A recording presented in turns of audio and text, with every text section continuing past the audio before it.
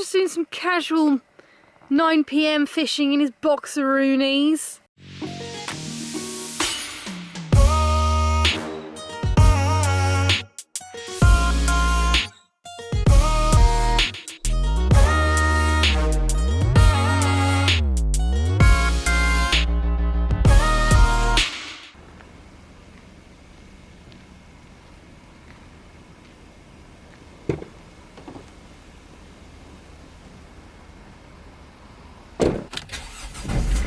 Good morning guys, it's 4 AM.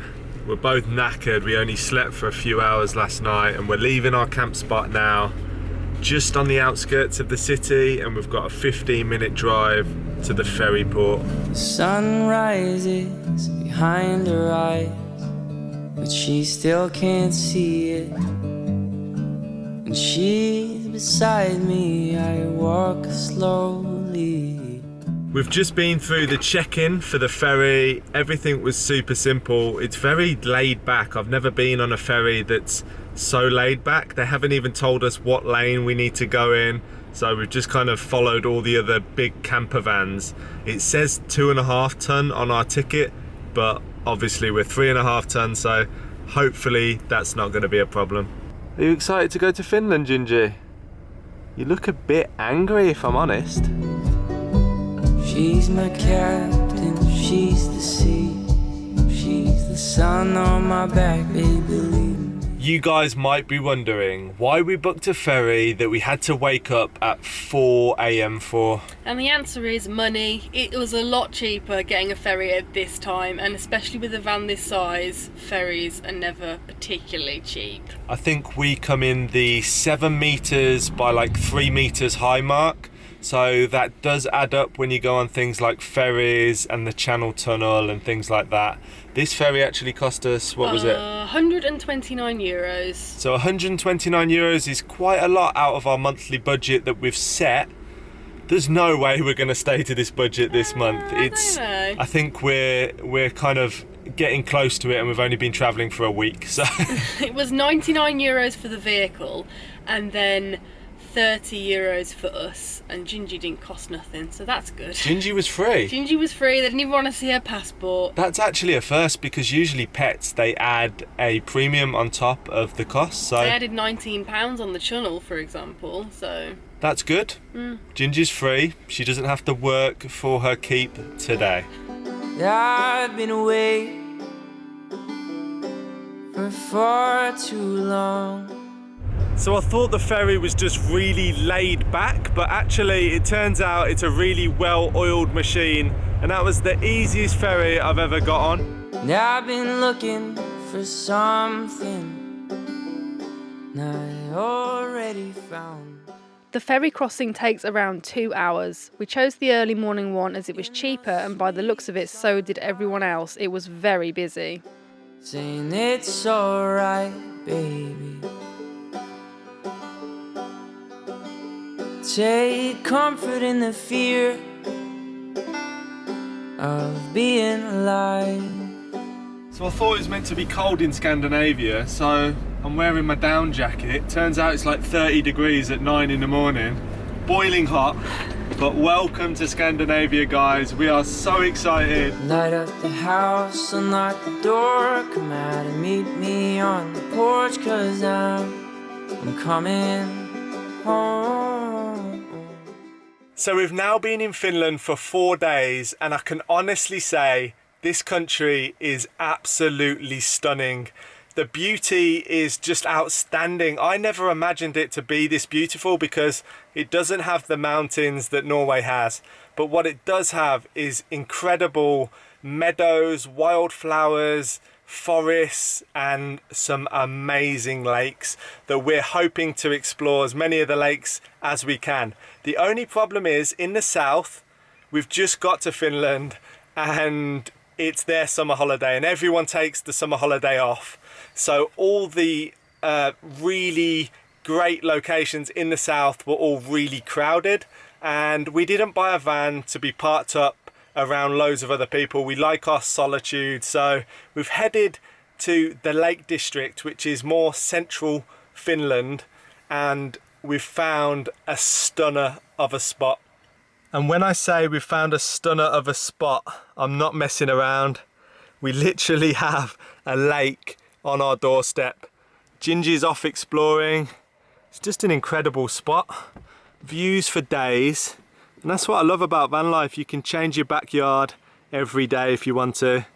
So yeah, thank you to Van on a Mission on Instagram for sending us this location.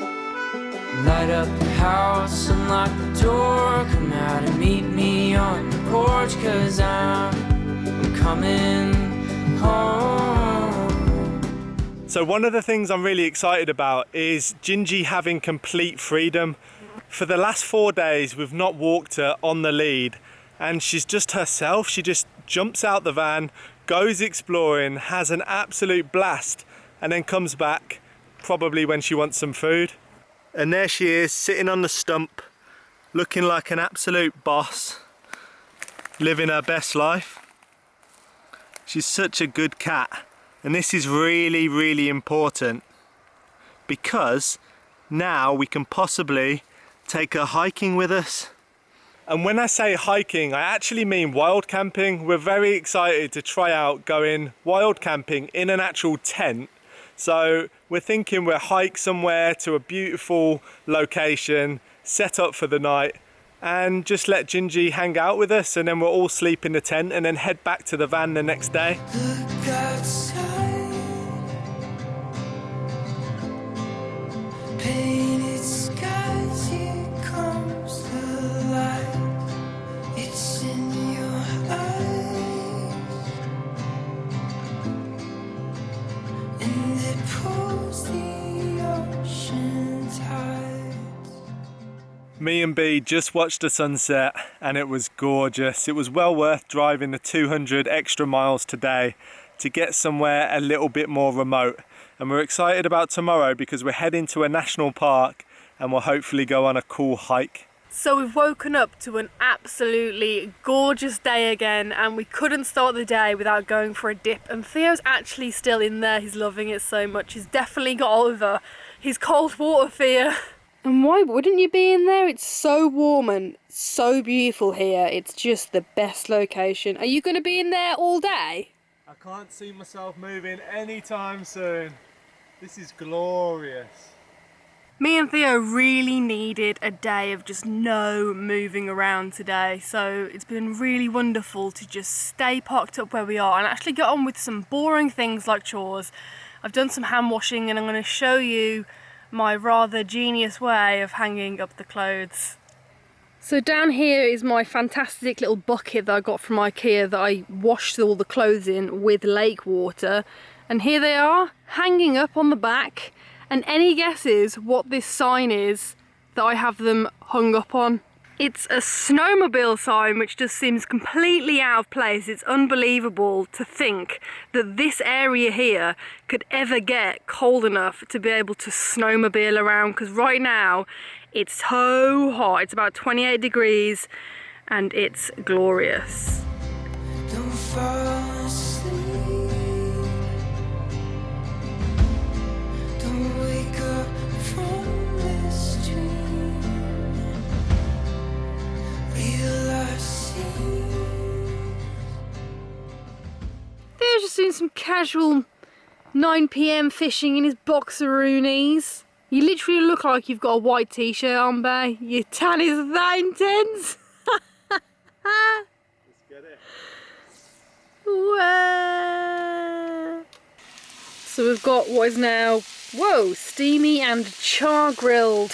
That was not intentional. Tofu, whatever. Sweet potato and onion burritos for dinner, and Theo is going to make a campfire. And happiness for me is grabbing gluten-free tortillas so I can have a burrito. Heck yeah! And I don't know if any of you guys remember me buying these massive wraps that were the size of my face as measurement in France months ago now. They don't go out of date till October, so they're still edible. So Theo gets a gigantic wrap and I get a little gluten-free one. Let's see what they're like actually, because they... To be fair, my experience with gluten-free wraps, a little bit dry. Got a feeling it's going to disintegrate as soon as I attempt to roll it, so maybe I'll try and heat it up first. So whilst Theo sets up our amazing collapsible barbecue that we actually use as a collapsible fire pit, I'm going to make up our collapsible chairs. It's a collapsible kind of evening. Everything's got to be collapsible when you live in a van. Now these chairs I felt very, very, you know when you get something for a real good price and you're like, I feel smug. Because these chairs are actually pretty pricey, but of course good old Aldi had, in the UK this was, had some of their own versions for sale for £15 or £18. So I bought these, and you can get them from the proper shops, proper outdoor shops, for about £80. So let me just show you these pretty great chairs. So this is how small the chairs are, which A is perfect for a van, and B, they weigh nothing, which is also perfect for a van. And I'm going to try and do it as fast as I can just to show you how great these chairs are. In no way are we sponsored by Aldi, I wish we were. So yeah, it basically reassembles itself. It's a bit like a tent. You said 30 seconds to me earlier. Yeah, I'm going to do it in 30 seconds. This is 30 seconds. Not that we have a timer, but... I reckon more like a minute. There we go, it's backwards. So this is the bit that I always get wrong every single time. When you put the fabric on this chair, when you assemble the chair, which it calls itself a no-assemble chair... Which you have to assemble everything. I always get it wrong. Okay, I'm probably going to get it wrong, because every time I'm like, this is the right way. And it gets tough now. Literally like making a tent for your butt.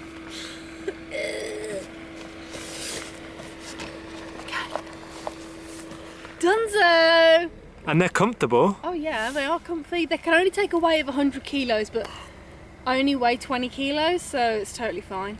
Okay, so before you tuck into your food, I want your review on the chair that I assembled in 10 seconds. I am very impressed with the chair you assembled in 2 minutes. No, it's really comfortable. I'm impressed. This is the first time we've used them. They're very affordable. They pack down very lightweight. Very small, so we can just lob them in the garage and just forget about them until we need them. And now I can tuck in to my monster burrito with a beautiful sunset overlooking a lake with a nice little fire going. Life doesn't get much better than this. I'm actually really jealous of your wrap. Look how that's folded. I can't wait to show you guys mine. It's almost like you used to work in a burrito factory. And then here's mine. So what a mess. I did heat it up to try and make it flexible, but as you can see, upon rolling, it crumbled into a billion pieces because gluten-free stuff is dry and crap. What a sad state of affairs, but it'll taste great. Taste good? It's so good. Great, I can't wait. Sorry for speaking with my mouth open, but... Speaking with your mouth open? How else are you going to speak?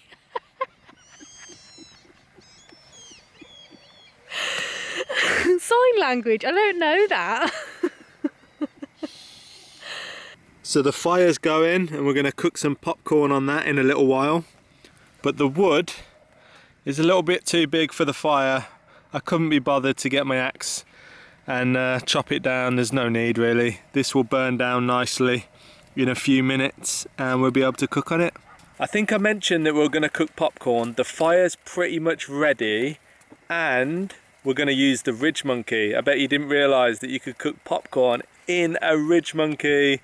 We will show you how. This is when you know it's hot, when the coconut oil has melted. It's usually solid, so it's obviously a warm evening. Cooking popcorn in coconut oil is delicious. You put the coconut oil in the Ridge Monkey. Oh my gosh, it's already made of popcorn. And then you pour the popcorn in.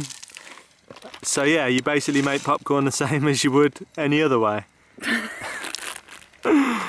But it does work, and it's weird because it doesn't look like it should work. Wait. Wow, that is the quickest popcorn ever. Oh my god, the oil jumped out and landed on my toe.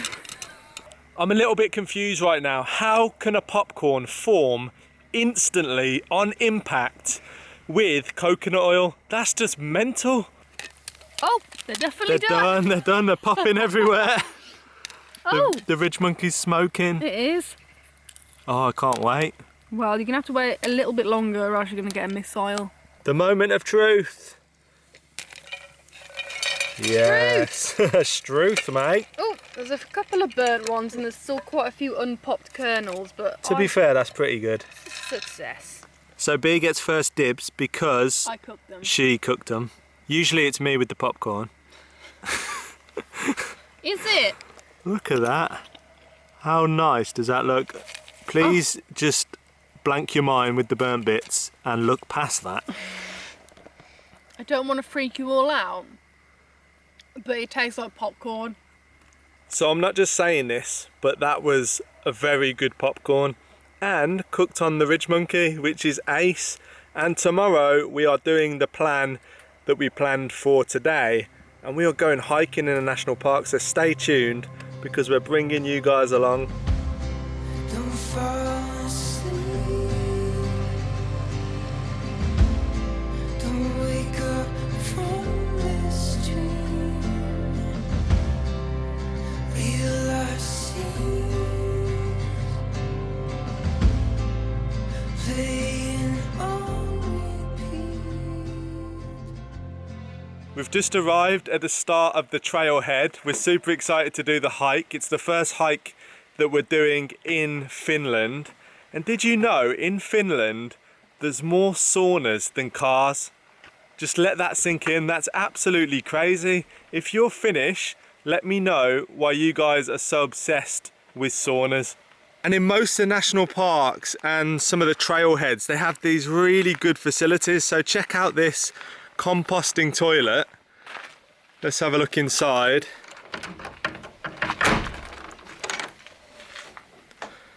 It even looks like a sauna, but check that out. So you got your material there to put in once you've done your business. And a really nice toilet, looks comfortable. Gingy's lounging in the shade, having a great time. Look at her tail wagging. So after a quick Google, I've discovered that this national park only became a national park in 2014, so I think it's Finland's newest one, and it's absolutely gorgeous. I can't wait to get on the trail. So this is the hike we've chosen to do. It's 4.6 kilometers long, so not massive, but it should be nice. It goes around a lake. I'll be that old oak tree whose branches will hold you while you swing.